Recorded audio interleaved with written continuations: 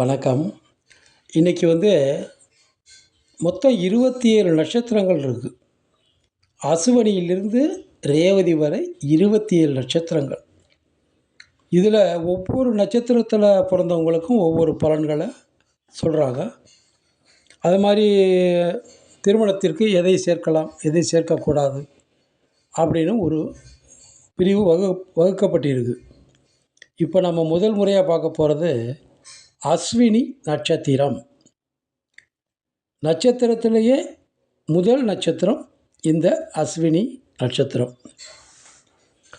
இந்த நட்சத்திரத்தினுடைய மிருகம் அப்படி என்னன்னு பார்த்தீங்கன்னா ஆண் குதிரை. பட்சி ராஜாளி. மரம் எட்டி மரம். ரஜ்ஜு பாதரஜ்ஜு. கணம் தேவகணம். தேவதை சரஸ்வதி. ஏன் நம்ம இதெல்லாம் பார்க்கணும் அப்படின்னா, மிருகம் நாம் பொருத்தம் பார்க்குறப்போ, யோனி பொருத்தம் பார்க்குறப்போ மிருகத்தை பார்ப்போம். அப்போ நமக்கு ஆண் குதிரை, இதுக்கு ஆகாத மிருகம் எருமை. பட்சி ராஜாளி, மனசு. பட்சிங்கிறது நம்மளுடைய மனசு எந்த அளவுக்கு போகும் அப்படின்னு பார்க்குறது. ராஜாளி பறவை. மரம் எட்டி மரம். எட்டி மரத்தை இந்த நட்சத்திரக்காரர்கள் பெஞ்சாவோ ஸ்டூலாவோ எதுக்குமே உபயோகப்படுத்தக்கூடாது. இறைவனை அமர்த்தக்கூடிய பலகையாக உபயோகப்படுத்திக்கலாம்.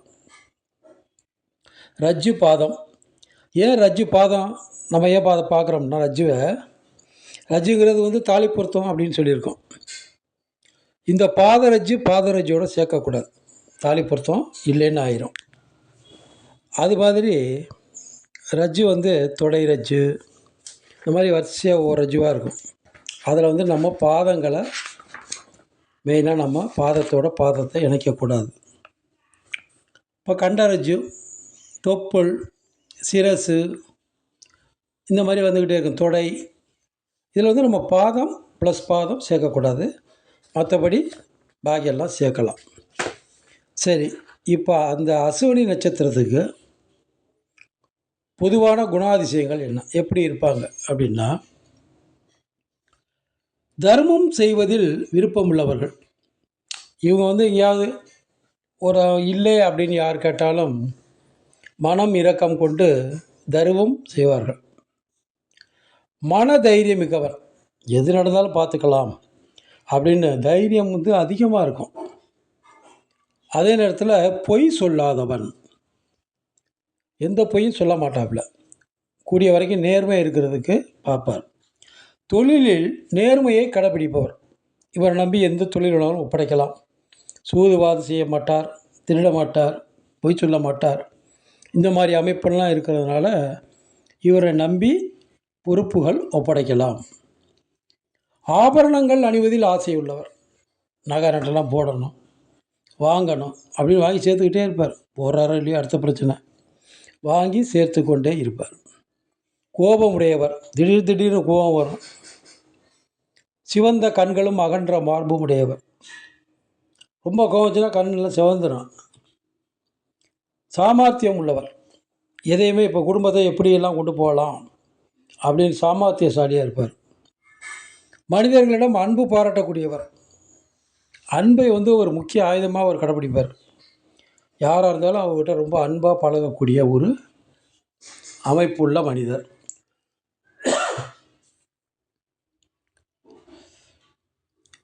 நீண்ட நெற்றியுடையவர். நெத்தியெல்லாம் கொஞ்சம் நல்லா விசாலமாக பெருசாக இருக்கும். அறிவாற்றல் உடையவர். அறிவு நிறையா இருக்கும். சாத்வீக குணமுடையவர். இந்த சாத்வீக குணம் அப்படிங்கிறது பெரும்பாலும் அமைதியாக வாழ்க்கையை நடத்தி கொண்டு செல்வது தான் சாத்வீக குணம். அந்த சாத்வீக குணம் இவருக்கு உண்டு. இப்போ நாம் சொன்ன விளக்கத்திற்கு உண்டான பாடல் சாஸ்திர புத்தகங்கள்லாம் கொடுக்கப்பட்டிருக்கு. செய்கருமம் வலுவாமல் செய்வன் மட வார்நேயன் தியாகி தீரன் பொய் சொல்லான் ஆபரண பிரியன் அற்ப கோபி பெறும் புகழே உள்ளான் துய்யவிழி சிவந்திருப்பன் மார்பகலம் உளன் சமர்த்தன் தூயன் ஆகும் ஐயமிழா நெற்றி உயர்ந்தே இருப்பான் சாந்தன் அசுபதியினானே அப்படின்னு பாடலில் சொல்கிறாங்க.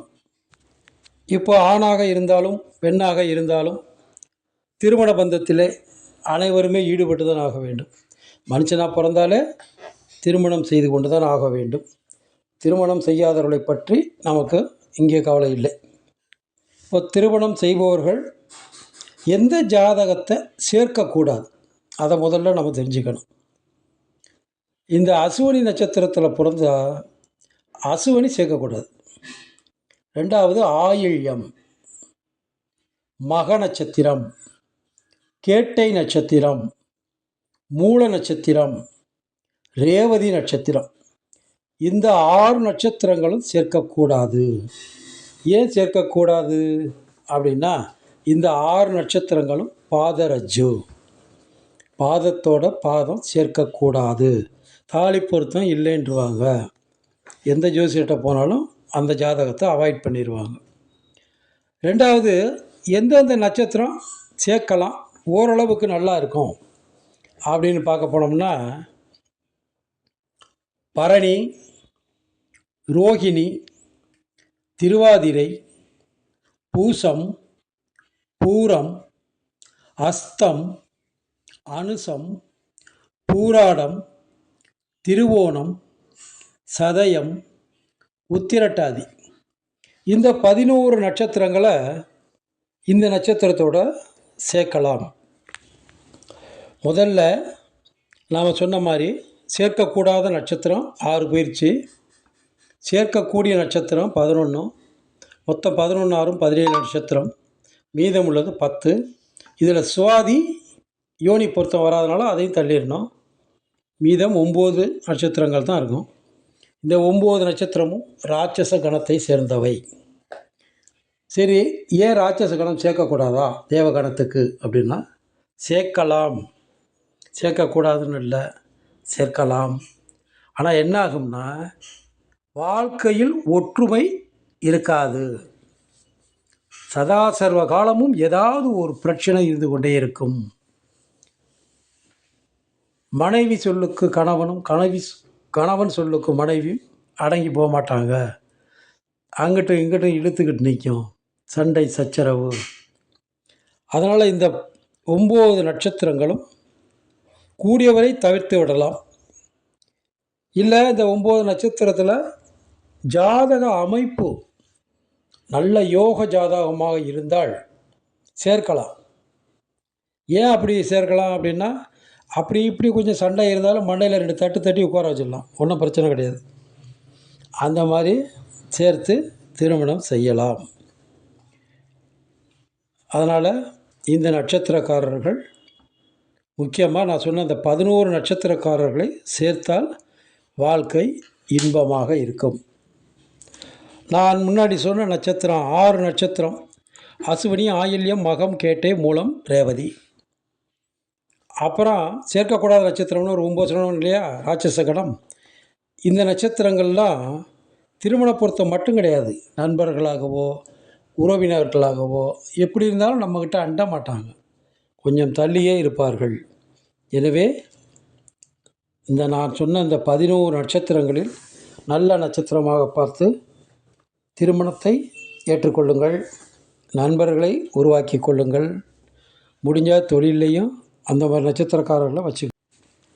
இந்த அசுவனி நட்சத்திரத்தில் பிறந்த ஆணாக இருந்தாலும் சரி, பெண்ணாக இருந்தாலும் சரி, அவர்களுடைய அதிதேவதை சரஸ்வதி அப்படின்னு நம்ம சொன்னோம். அந்த சரஸ்வதியினுடைய காயத்ரியை தினசரி ஒரு முறையாவது இவர்கள் உச்சரிக்க வேண்டும். ஓம் வாக்தேவியை சவித்மகே விரிஞ்சிவந்தியை சதீமகி தன்னோ வாணி பிரஜோதயாத். இன்னொரு தடவை சொல்லுவோம். ஓம் வாக்தேவியை சவித்மகே விரிஞ்சிபந்தியை சதீமகி தன்னோ வாணி பிரஜோதயாத். இந்த காயத்ரியை ஒரு முறை சொல்லலாம், விருப்பம் உள்ளவர்கள் 16 முறை சொல்லலாம், 27, 54, 108 தடவை கூட சொல்லலாம். இது நீங்கள் எந்த அளவுக்கு அதிகமாக சொல்கிறீங்களோ அந்த அளவுக்கு உங்களுக்கு வாழ்க்கையில் முன்னேற்றங்கள் அதிகமாக இருக்கும். ஏன்னா நாம் எந்த மண்டலத்திலேருந்து பிறக்கின்றோமோ 27 மண்டலத்திலேருந்து நம்ம வர்றோம். அதில் நாம் எந்த மண்டலத்தில் பிறக்கின்றோமோ அந்த மண்டலத்தை தினசரி நினைத்து ஒரு முறை காயத்ரி சொல்லணும். அப்போ தான் நம்மளுடைய வாழ்வதற்கு அது தகுதியானது அப்படின்னு அர்த்தம். தினசரி சொல்லிகிட்டே வந்தீங்கன்னா உங்களுக்கு வரக்கூடிய இடையூறுகள் அனைத்தும் நீங்கி இன்பம் பெறலாம். வணக்கம். சரஸ்வதி காயத்ரி சொன்ன மாதிரி நம்ம அஸ்வினி காயத்ரியும் தினசரி சொல்லணும். ஓம் ஸ்வேதவருண்யை வித்மகே சுதாகராயை தீமகி தன்னோ அச்வனௌ பிரச்சோதயாத். இன்னொரு தடவை சொல்கிறேன். ஓம் ஸ்வேதவருண்யை வித்மகே சுதாகராயை தீமகி தன்னோ அச்வனௌ பிரச்சோதயாத். வணக்கம்.